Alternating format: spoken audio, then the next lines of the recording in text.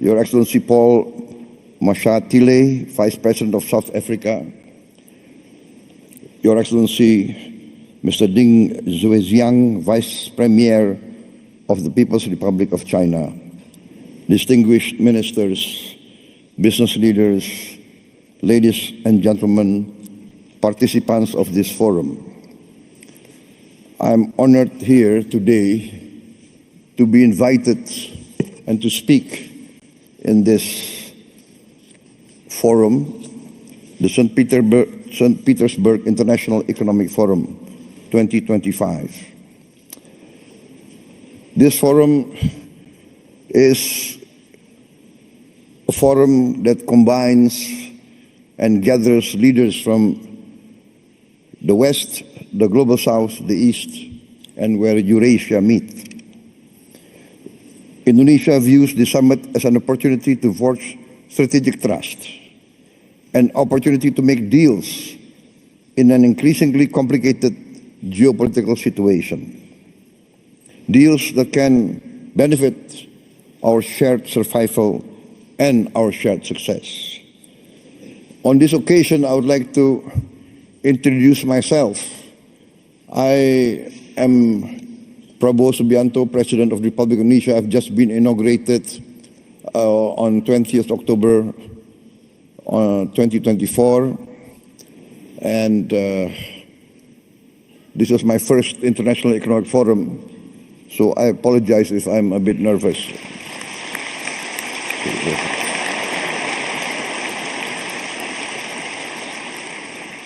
Indonesia is the fourth largest country by population. Every year, there are 5 million new Indonesians arriving in this world.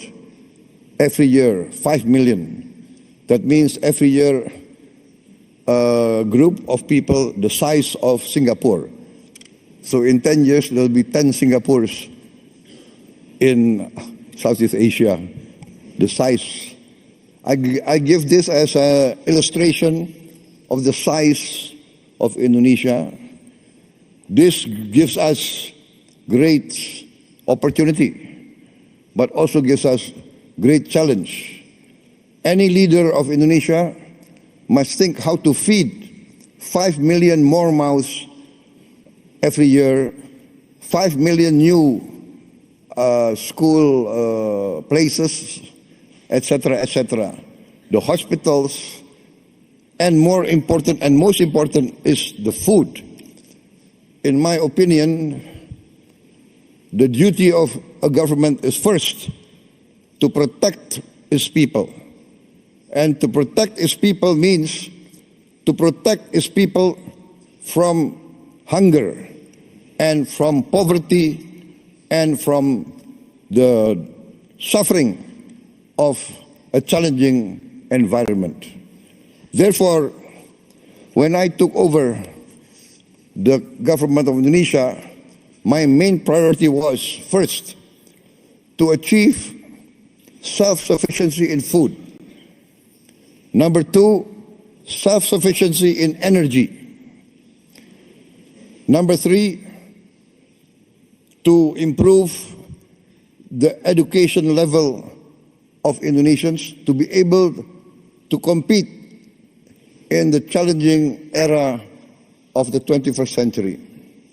And fourth, to speed up the industrialization of Indonesia. Indonesia has been fortunate in being given by the Almighty Lord vast economic resources. Vast economic resources. But these vast economic resources, if not wisely managed, actually can be a curse to our people. We have vast forests, we have vast minerals, we have a lot of commodities that are useful for the world. But this has to be managed well. And therefore, in my opinion, every country needs its own economic policy and its own economic philosophy. One of the big mistakes of many countries in Southeast Asia is that we tend to always follow the biggest and the most powerful power in the world. In the last 30 years, we see the dominance of the neoliberal capitalist classical free market philosophy, which basically tends to be laissez-faire. And the Indonesian elite followed this philosophy, and therefore, in my opinion, we have not managed to create a level playing field for all our people. There is vast growth. We have grown 5% continuously, especially the last 7 years. Yes, 35% in 7 years. But we have not managed to have this so-called trickle-down effect. The wealth remains at the top less than 1%. And this is not a formula for success, in my opinion. Therefore, my position is this, that each country must follow its own economic philosophy. The economic philosophy that is in tune and that can be accepted by each country's culture and each country's background. Therefore, I have chosen the path of compromise, the path of the best of socialism and the best of capitalism.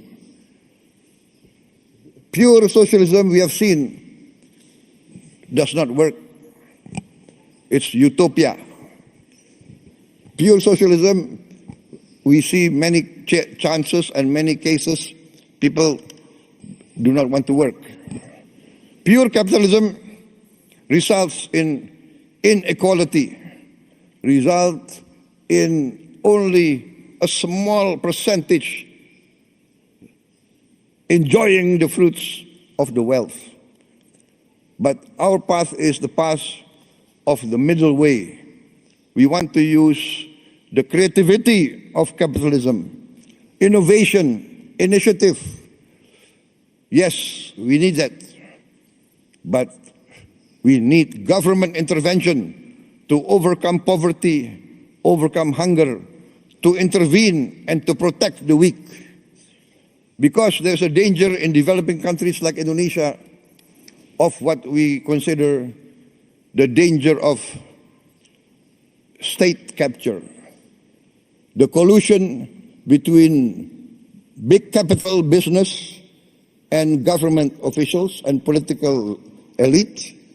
In the end, the collusion between these two groups does not result in the alleviation of poverty and the widening of the middle class. Therefore, we have chosen the philosophy which, in essence and in simplicity, can be reduced to one sentence. The greatest good for the greatest many. That is our philosophy. Our government must work to bring the greatest good to the greatest many. And in this case, we have to have a clean government, free of corruption. And this, I think, is the key of rapid development. I am proud to stand here before you. In my 7 months of administration, we have achieved an increase in rice and corn production of around 50%. And this is the greatest increase production in the aggregate in the history of the Republic of Indonesia. And we have now in our government warehouses 4.4 million tons of rice, which is the largest reserve in the history of the Republic of Indonesia. In just a few months of my administration, we increased efficiency, we fight very strongly against corruption, we deregulate, we cut all the regulations which increase inefficiency, and we have seen the rapid results. I believe that if Indonesia can play a good role, a positive role in international relations, for instance, our participation in BRICS, we thank the government of Russia for supporting us to be a member of BRICS very fast. I think we are one of the fastest members to be accepted in BRICS. Also, Madam President, former President of Brazil and President of the New Development Bank, we are also accepted into the member of New Development Bank, also very fast. We thank also the government of China for supporting us and the government of South Africa. And we believe that together BRICS can contribute significantly to stability, prosperity of the world.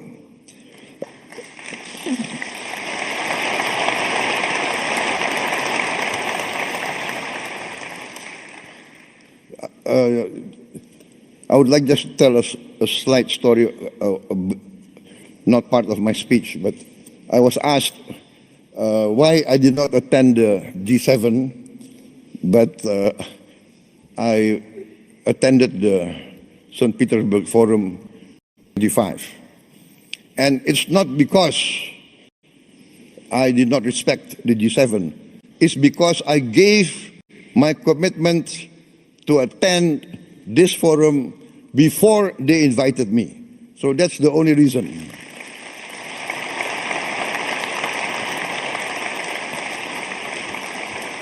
So please don't read too much into the event. Sometimes political observers, they want to read, is this a political statement, right? No. Indonesia, by tradition, always non-aligned. We respect all countries. Our foreign policy is very simple. One phrase: 1,000 friends, too few. One enemy, too many. We want to be friends with everybody.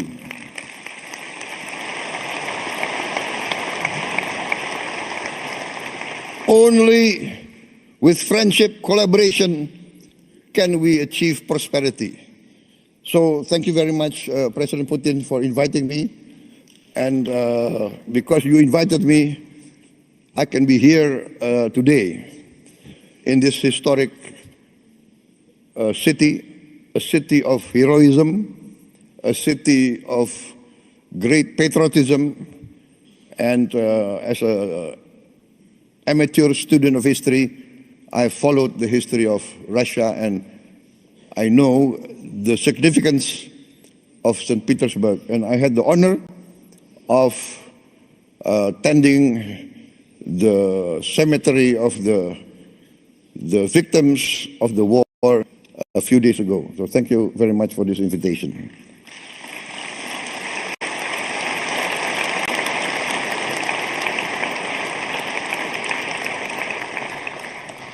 For many times I have said in many forums that Indonesia has chosen the path of non-alignment.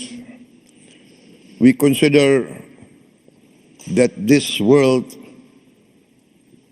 must develop into a multipolar world and is developing towards a multipolar world. The world of unipolar centrality is past. This is the trend of history. This is what's happening in front of us. And so I value very much the leadership of Russia and the leadership of also China. And I want to be very frank, in the present world, in the global south, I think many from the global south will agree with me. Russia and China has never had double standards.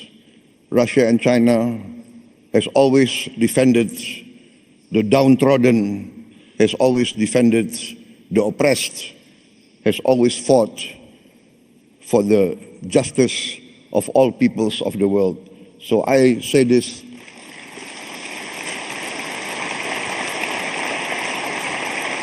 from my heart.